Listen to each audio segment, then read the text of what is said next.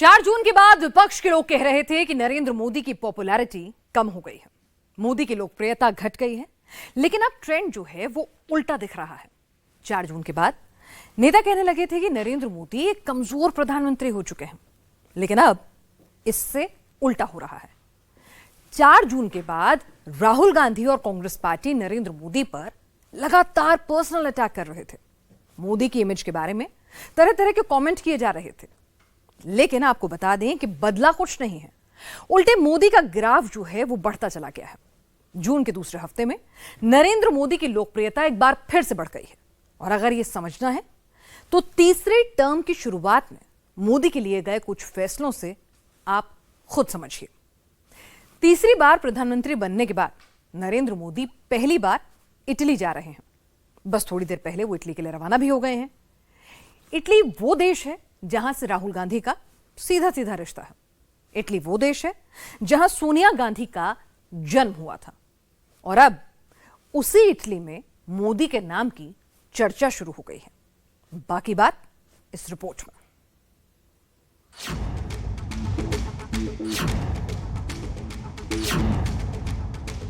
नरेंद्र मोदी के third term के सबसे इंपॉर्टेंट नेक्स्ट 2 डेज 4 जून को इंडिया में दिखा, अब 14 और 15 जून को विदेश में दिखेगा। G7 समिट में दिखेगा नरेंद्र मोदी का क्रेज।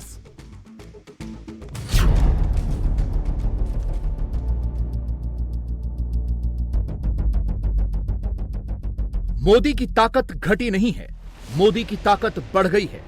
इस वक्त भी सबसे पॉपुलर मोदी ही हैं।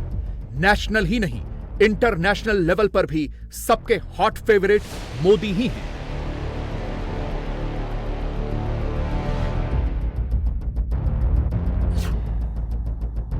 और मोदी को लेकर वर्ल्ड लीडर्स का इंटरनेशनल क्रेज आपको अगले कुछ घंटों में दिख जाएगा, जब इटली में हो रहे G7 समिट में हर विदेशी राष्ट्राध्यक्ष का फोकस मोदी पर होगा।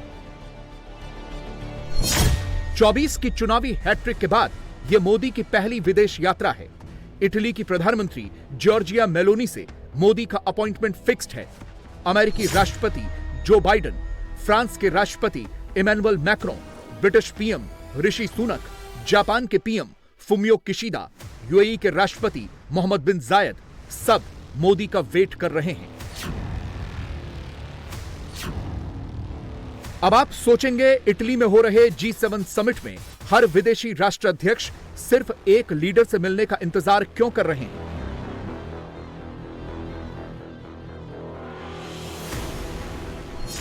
सब मोदी से मिलने के लिए ही आतुर क्यों दिख रहे हैं? जो लोग कह रहे हैं कि मोदी कमजोर हो गए, मोदी वीक प्राइम मिनिस्टर हो गए, आज उन सबको जवाब मिलेगा। इसका एक जवाब मोदी की नेशनल रैंकिंग में है।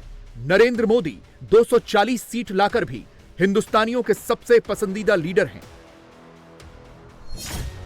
दूसरा जवाब मोदी की इंटरनेशनल रैंकिंग में है।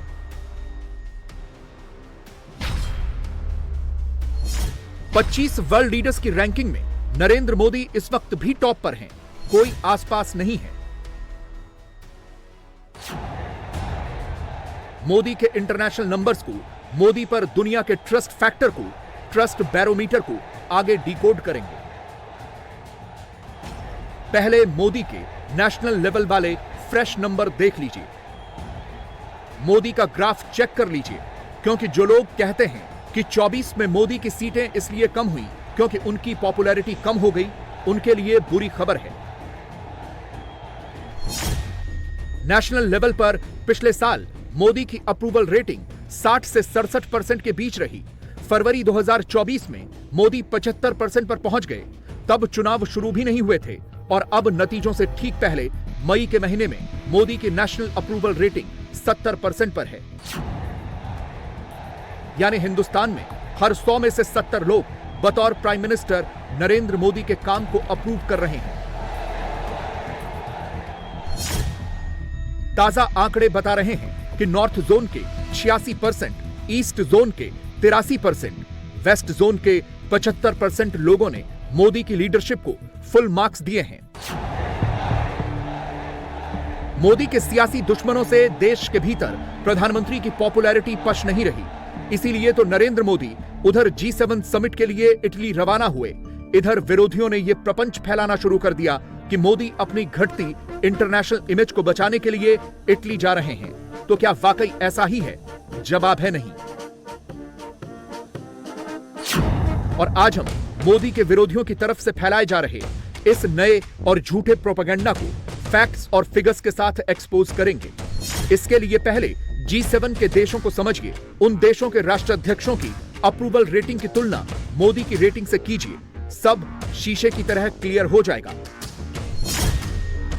G7 यानी ग्रुप ऑफ 7, इसमें कनाडा है, फ्रांस है, जर्मनी है, इटली है, जापान है, ब्रिटेन है और अमेरिका है। और मोदी के दुश्मन भी यह जानकर चौंक जाएंगे कि लोकप्रियता के पैमाने पर Narendra Modi, Biden, Trudeau, Macron, Meloni, Kishida, Sunak, Scholz, इन सब से कहीं आगे हैं। मोदी के आसपास भी कोई नहीं है। तो चलिए पहले आपको नरेंद्र मोदी और ग्रुप ऑफ 7 के लीडर्स के बीच का गैप दिखा देते हैं। 4 जून के नतीजों के बाद आई इंटरनेशनल अप्रूवल रेटिंग में नरेंद्र मोदी 70% की अप्रूवल रेटिंग के साथ नंबर 1 पोजीशन पर है। मोदी की तुलना में इटली की पीएम जॉर्जिया मेलोनी 42% की अप्रूवल रेटिंग के साथ 9वीं पोजीशन पर हैं। अमेरिकी राष्ट्रपति जो बाइडेन 37% की अप्रूवल रेटिंग के साथ 12वीं पोजीशन पर हैं। कनाडा के पीएम जस्टिन ट्रूडो 30% की रेटिंग के साथ 17वें स्थान पर हैं।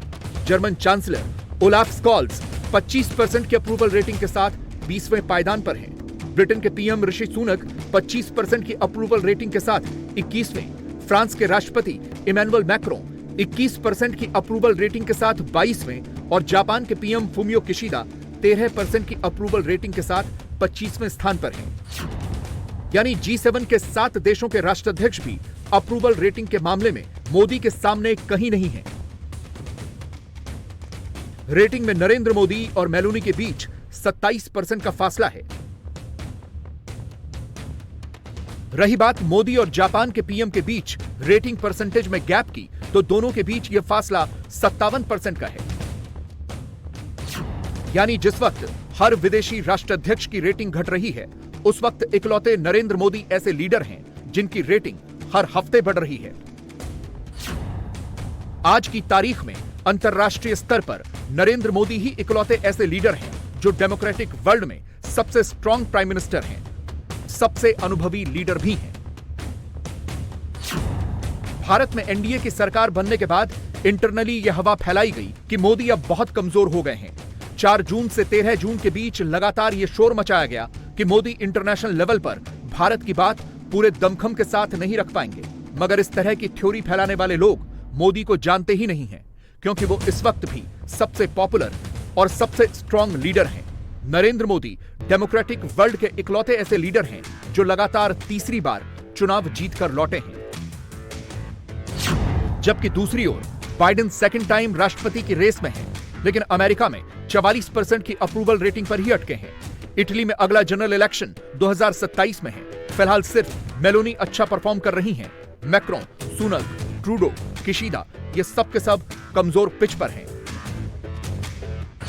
और इन सारे वर्ल्ड लीडर्स में इकलौते नरेंद्र मोदी ऐसे हैं जो सीटों के लिहाज से, वोटों के लिहाज से, पॉपुलैरिटी के लिहाज से हर पैमाने पर सबसे आगे हैं। आज पूरी दुनिया भारत की ओर देख रही है। भारत आज वो हासिल कर रहा है जो पहले अकल्पनीय था, कोई सोच भी नहीं सकता था। विकसित होने के लिए हमें बड़ा सोचना ही होगा, बड़े लक्ष्य हासिल करने ही होंगे। इसलिए think big, dream big, act big, इस सिद्धांत को अपनाते हुए भारत आज तेजी से आगे बढ़ रहा है। और कहा भी गया है, इतने ऊंचे उठो कि, इतने ऊंचे उठो कि जितना उठा गगन है। नरेंद्र मोदी को कमजोर आंकने वालों को न उनकी ताकत का अंदाजा है, न मोदी की लोकप्रियता का अंदाजा है। जो लोग ये सोचते हैं कि मोदी 240 सीट लाकर वर्ल्ड स्टेज पर कमजोर पड़ गए, वो अभी भी गलतफहमी में जी रहे हैं, क्योंकि मोदी इस वक्त भी दुनिया के हर सर्वे में, हर पोल में मोस्ट पॉपुलर फॉरेन पॉलिटिशियन की लिस्ट में शामिल हैं। प्रधानमंत्री की तीसरी जीत ने ग्लोबल स्टेज पर भारत और खुद मोदी को कितना स्ट्रांग बनाया है, इसे कुछ सर्वे से डिकोड करते हैं। ऑस्ट्रेलिया के लोवी इंस्टीट्यूट थिंक टैंक की 2024 की रिपोर्ट के एक सर्वे में सवाल पूछा गया कि वैश्विक मामलों में पूरी जिम्मेदारी के साथ अपना रोल निभाने वाले किस देश पर आप सबसे ज्यादा ट्रस्ट यानी भरोसा करते हैं। इसके जवाब में 56% लोगों की राय भारत के फेवर में है। सर्वे में अमेरिका भी भारत से एक पायदान नीचे है। इसी सर्वे का दूसरा सवाल है कि वैश्विक मामलों में अपना रोल निभाने के नजरिए से दुनिया के किस लीडर में आपको सबसे ज्यादा कॉन्फिडेंस है। इसके जवाब में 37% लोगों की राय नरेंद्र मोदी है, यानी उन्हें मोदी पर फुल कॉन्फिडेंस है। जिनपिंग और पुतिन दोनों मोदी से नीचे हैं। इसी सर्वे के मुताबिक ऑस्ट्रेलिया के 78% लोगों की राय है कि भारत के साथ डिफेंस पार्टनरशिप को टॉप प्रायोरिटी दी जानी चाहिए। 89% की राय है कि भारत के साथ ऑस्ट्रेलिया को अपने ट्रेड और इन्वेस्टमेंट को टॉप प्रायोरिटी देनी चाहिए। दुनिया में भारत को लेकर यह कॉन्फिडेंस इसलिए पैदा हुआ क्योंकि 10 साल में मोदी ने न सिर्फ भारत की विदेश नीति का नक्शा बदल कर रख दिया है, बल्कि देश के भीतर भी लोगों को एक कॉन्फिडेंस दिया है कि आज का भारत न किसी से डरेगा, न डराएगा, न किसी के सामने झुकेगा, न किसी को झुकाएगा। आंख में आंख मिलाकर आगे बढ़ता जाएगा और हो भी बिल्कुल यही रहा है। मोदी के इस एफर्ट की बदौलत आज दुनिया भर में भरोसे के हर पैमाने पर भारत लीड कर रहा है, ग्लोबल लीडर बन चुका है। एडलमैन ट्रस्ट बैरोमीटर 2024 की रिपोर्ट से इसका भी खुलासा हुआ है। एडलमैन ट्रस्ट बैरोमीटर 2023 की रिपोर्ट में भारत 73 के स्कोर के साथ चौथी पोजीशन पर था, मगर अब यानी 2024 की इसी रिपोर्ट में भारत 76 के स्कोर के साथ दूसरे स्थान पर पहुंच चुका है। यानी भारत के लोगों का अपने देश की सरकार पर भरोसा बढ़ा है। एडलमैन ट्रस्ट बैरोमीटर 2024 की रिपोर्ट के मुताबिक दुनिया के 28 में से 17 देशों में वहां की सरकार पर भरोसा घटा है, लेकिन भारत में ऐसा नहीं है।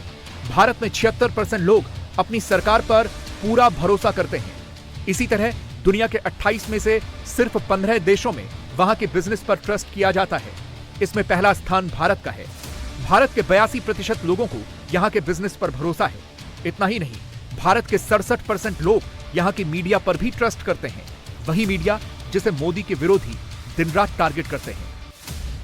इससे यही पता चलता है कि मोदी के पॉलिटिकल दुश्मन 24 के चुनाव में संविधान, आरक्षण, लोकतंत्र को लेकर जो भी फॉल्स नैरेटिव बना रहे थे, मोदी को मिली 240 सीटों के बाद जिस तरह मोदी को कमजोर बता रहे थे, एनडीए की सरकार बनने के बाद विरोधी जिस तरह मोदी को वीक प्राइम मिनिस्टर बता रहे थे, वो कुछ और नहीं, सिर्फ और सिर्फ एक झूठा फसाना है। ऐसे सभी लोगों को मोदी की ताकत इटली में हो रहे G7 समिट में दिखेगी, जहां दुनिया के सबसे पावरफुल लोग मौजूद हैं। और जब मोदी उनसे मिलेंगे तो G7 देशों के राष्ट्राध्यक्ष मोदी को तीसरी जीत पर कांग्रेचुलेट करेंगे, बधाई देंगे और हिंदुस्तान में बैठे मोदी के दुश्मन वो तस्वीरें देखकर आहें भरेंगे, अपना सिर पीटेंगे। इटली रवाना होने से पहले पीएमओ से जो प्रेस रिलीज आई, उसकी आखिरी लाइन इंपॉर्टेंट है। G7 समिट में भाग लेने वाले लीडर्स से मोदी की मीटिंग फिक्स हो चुकी है।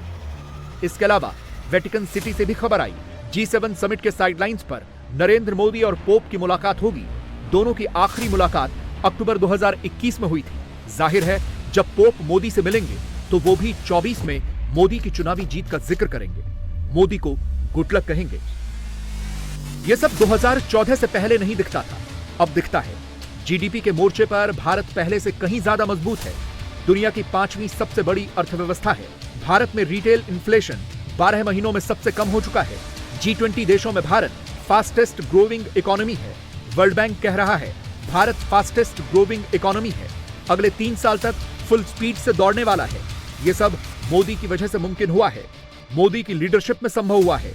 इसीलिए दुनिया का हर नेता भारत के प्रधानमंत्री से अपॉइंटमेंट मांग रहा है, इटली में G7 समिट के दौरान मिलना चाह रहा है।